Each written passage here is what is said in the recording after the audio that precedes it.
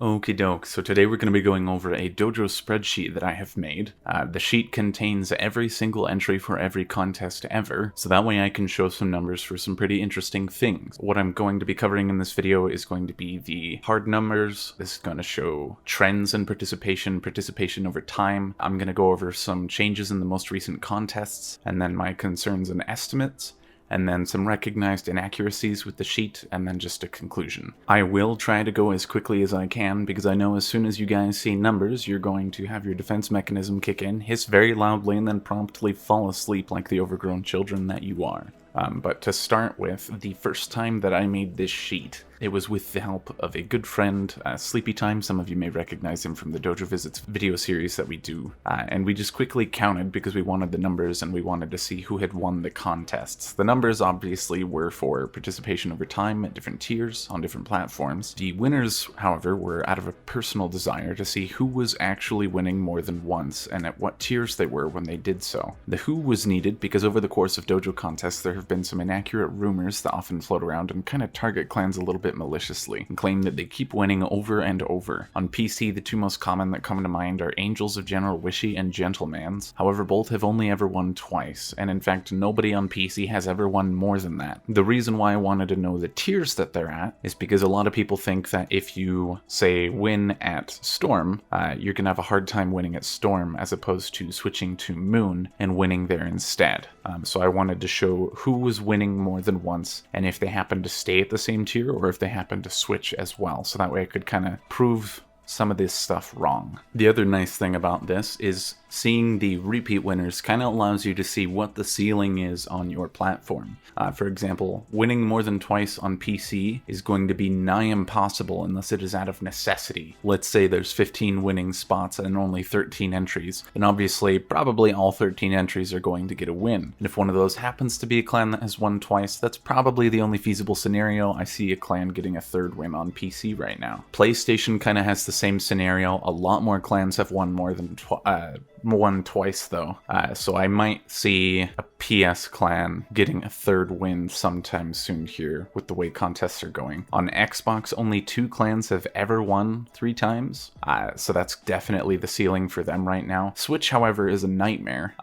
As you can see here, their participation is lacking always. They have never once had a full roster in the pretty much 2 years that the contests have been allowed on Switch now. Anyone who enters on Switch is going to win. That is just how it is. Switch homies, why are you not participating? I get it's a newer platform. You guys literally have free real estate here that you're not claiming. Now, in the most recent contest, an amendment was added to the rules that has already kind of been taking place on different platforms. However, for PC, this is kind of a newer concept, and it says, if a higher clan tier category, such as Mountain or Moon, has only received repeat submissions, we consider giving a larger clan tier slot to a smaller clan, such as Ghost, Shadow, or Storm. We do this to account for the difference in the number of submissions we receive in smaller tier categories compared to larger tier categories. From 2018 to 2020, we received 367 large tier submissions, compared to 1,685 smaller tier submissions. Now, Helen kind of goofed a tiny bit on the phrasing there. She did mean to say winning submissions for the repeats, not just regular submissions. Obviously, if you have never won and you keep trying at a tier, you're bound to win eventually. You're not getting penalized for trying again and again. But basically, this means that, say there are only 3 Moon submissions on a given contest, and all 3 of those Moon submissions have already won, they are more inclined to just put 3 Ghost clans and give them wins instead of refeaturing these repeat Moon winners. Now, this is good and bad.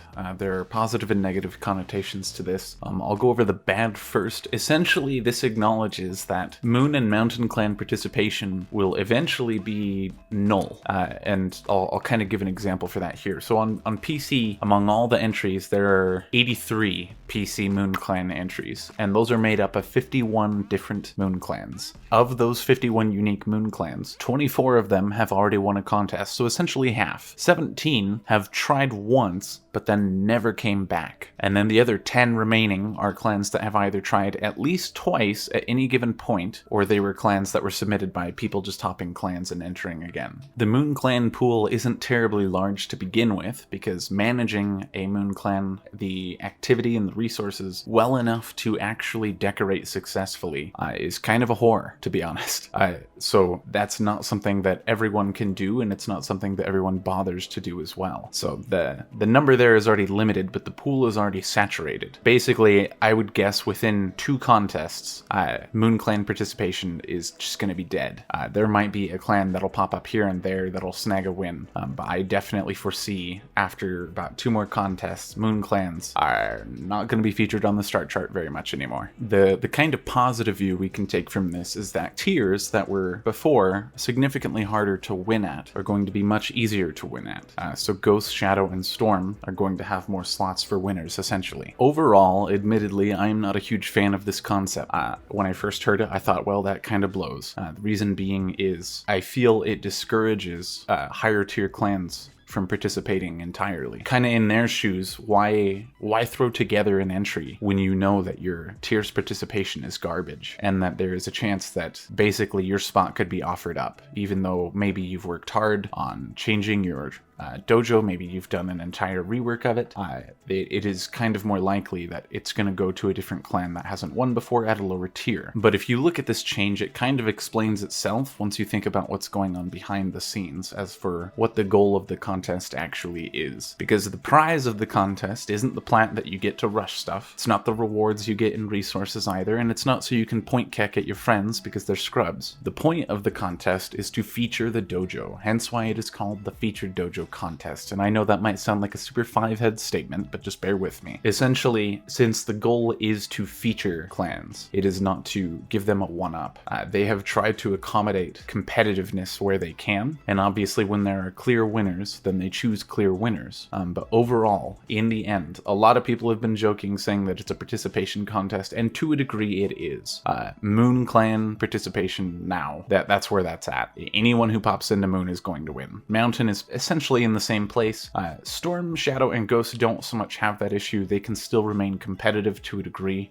That's not quite true on all platforms, though. Switch is a joke. But basically, that's kind of the viewpoint you have to look at it from. Now, I don't like it, but I understand how it works. Some other stuff the sheet allows us to see is participation over time. So at the start, you see there was a massive amount of participants. 640 on the first remaster contest. Afterwards, it was renamed to the Featured Dojo Contest, and participation kind of waned. However, you're able to see that every summer there's a massive spike in participation compared to normal, and over time the participation has kind of waned in general. The Winter 2021 Dojo Contest actually had the worst participation we have ever seen. I've also included numbers so you can see what the percentage is for prior winners trying to win again, and then I've also set the percentage so you can see the percentage of prior entrants, period, trying to enter again. And then the kind of sad numbers, but these were the ones I really wanted to see when I ended up making this spreadsheet. So unique total clans. On PC, there are 867. On Xbox, there are 249. On PlayStation, there are 432. And on Switch, there are 46, resulting in a grand total of 1,594 total unique clans that have ever participated in a contest. The average attempts per clan on all platforms is 1.35 times, which is not a particularly great number.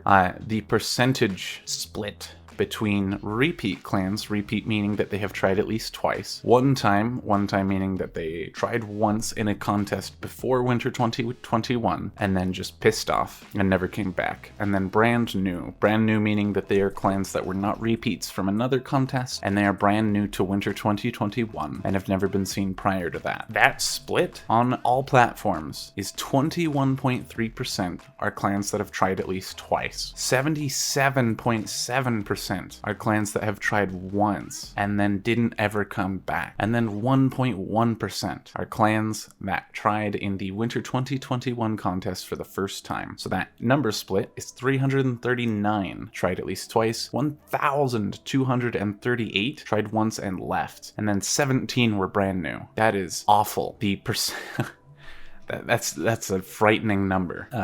Basically, combined with what I've already said about the Moon Clan participation going to be dying, and then throw in that horribly unattractive number, we're only at about 20% cumulative retention, but that only counts for people that have tried at least twice. If I were to include clans that tried at least twice but stopped within like the first 2 or 3 contests, that number of people who have given up seemingly gets a lot bigger. Essentially, exactly with what I see. In my opinion, dojo contests are dying.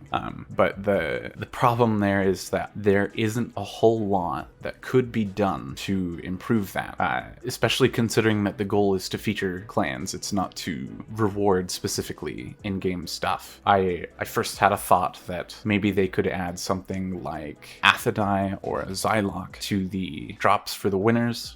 That would definitely give a boost, but then the conundrum with that is there would be far too much bitching that a weapon was tied to a dojo contest, and then the other conundrum would be that would take too much away from the purpose of the contest in general. The resource rebalance that's coming up in the dojo changes, I sincerely hope that this will help encourage Moon and Mountain clans to continue trying, since the resources are going to be quite a bit cheaper in comparison at their tier. It's going to save them a lot of materials. But inevitably, the result is going to be the same on those tiers. It could get to a point where it starts to affect the lesser tiers. I suspect that might happen after about a year, but as for which it could affect first, that's kind of anyone's guess, honestly.